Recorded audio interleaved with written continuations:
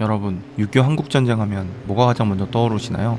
아마 많은 분들이 인천 상륙작전을 떠올리실 겁니다.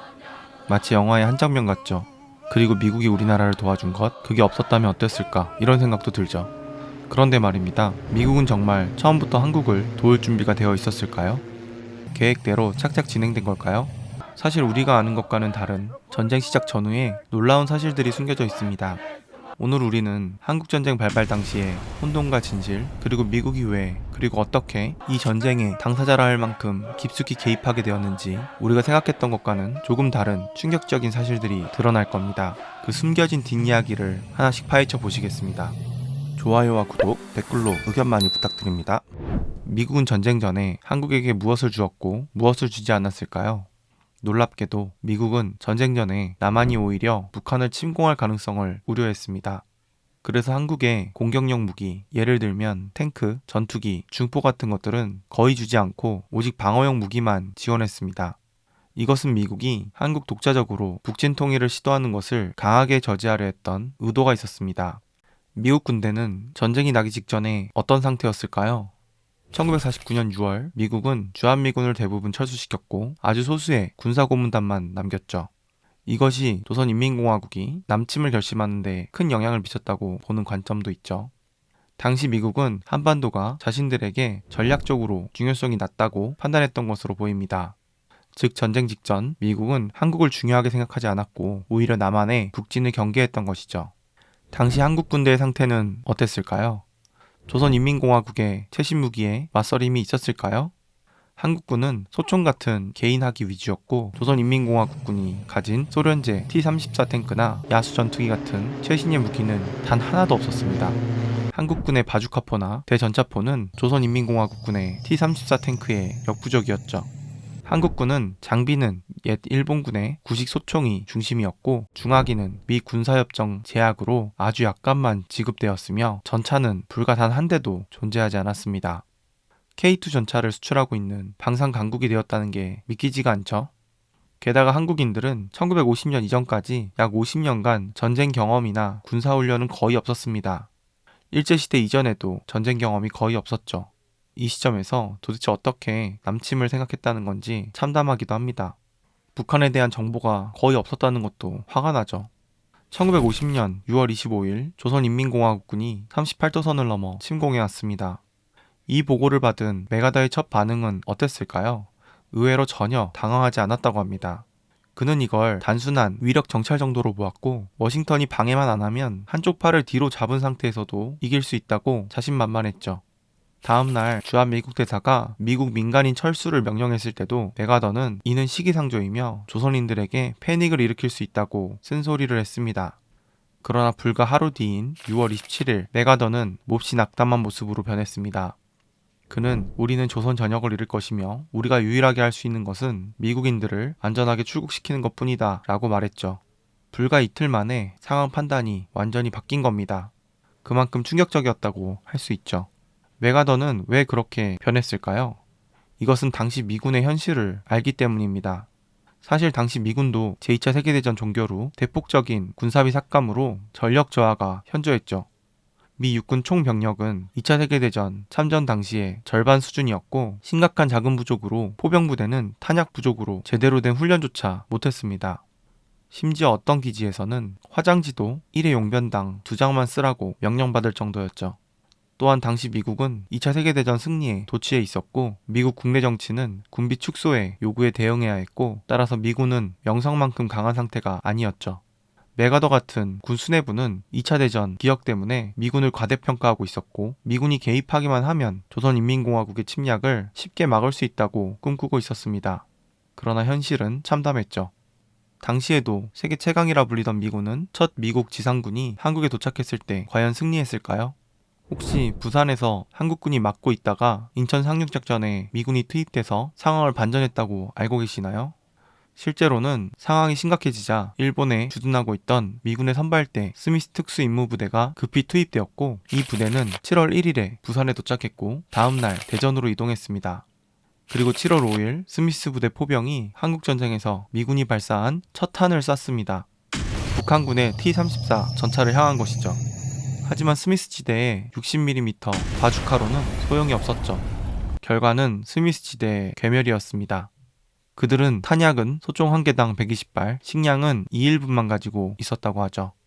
그야말로 준비 안 된 상태에서 급하게 투입되어 처참한 패배를 맛봅니다. 미국의 이런 초기 패배의 충격은 국제사회도 움직였습니다. 7월 7일 유엔 안전보장이사회는 한국 방어를 위한 국제연합 안전보장이사회 결의 84호를 통과시켰습니다.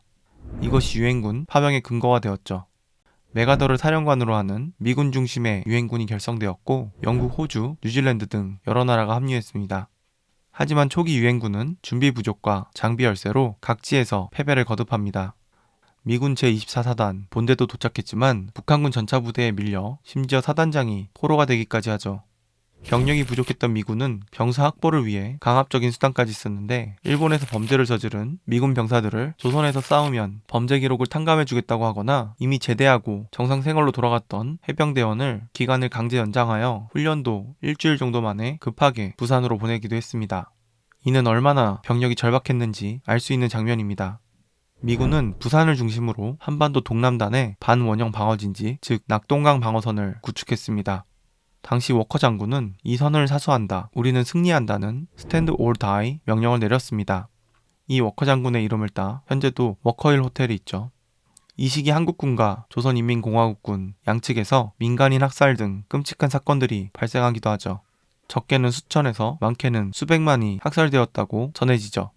그럼에도 유엔군은 이 철수로 방어선이 축소되어 통신 보급선이 안정되고 병력 집중이 가능해졌습니다.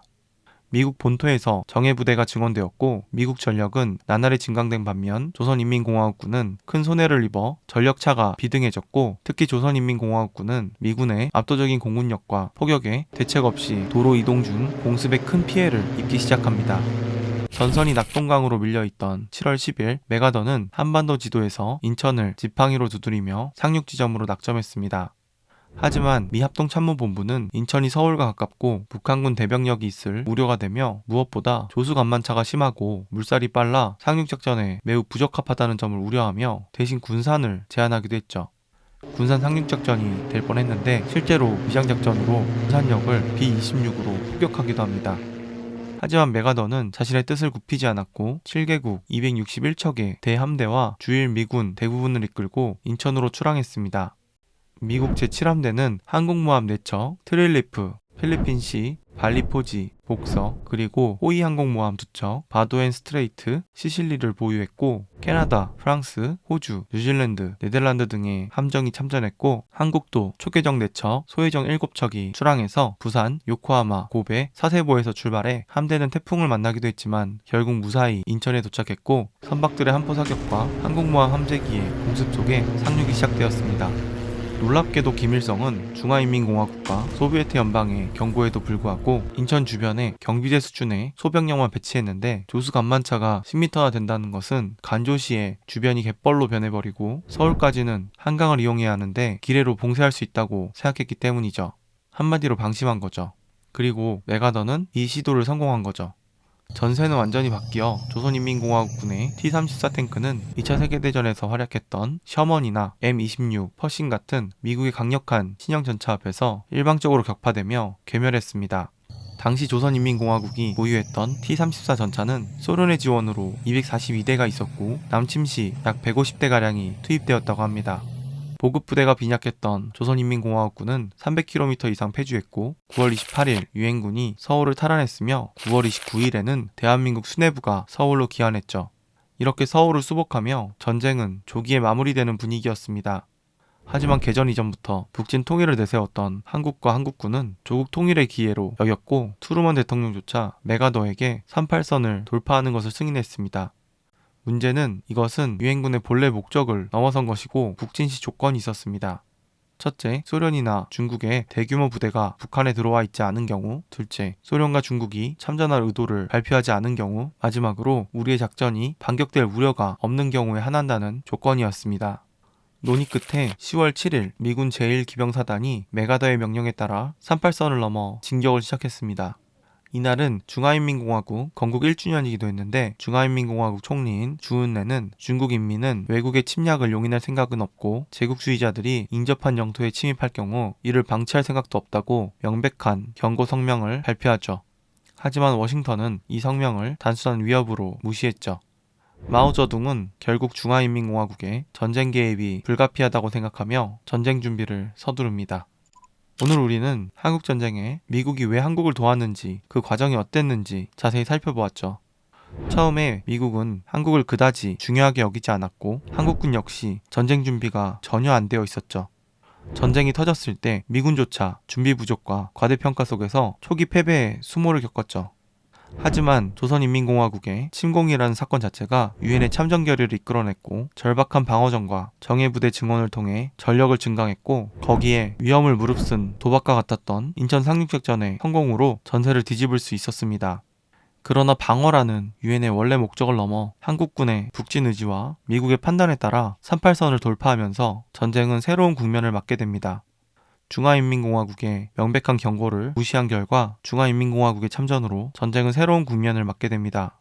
이는 다음 편에서 자세히 다루겠습니다.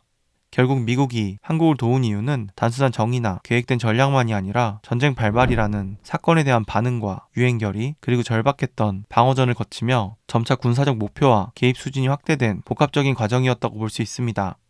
이렇게 방어를 도외시한 결과 결국 침략을 막게 된 것이고 이는 주한미군이 지금까지도 주둔하고 있는 가장 큰 이유가 되었죠. 초기 미국의 한국에 대한 전략적 인식과는 다른 전쟁이 만들어낸 새로운 현실 속에서 미국의 역할이 결정되었고 한미동맹이 혈맹이 된 이유가 바로 이것입니다. 우리가 몰랐던 혼돈과 진실들은 미국의 한국전쟁 개입 이유를 더욱 복잡했다는 것을 알 수 있었고 오늘 이야기가 여러분의 한국전쟁에 대한 새로운 시각을 그리고 냉정한 시각을 제공했기를 바랍니다. 시청해주셔서 감사드리며 구독과 좋아요, 알림 설정 부탁드립니다.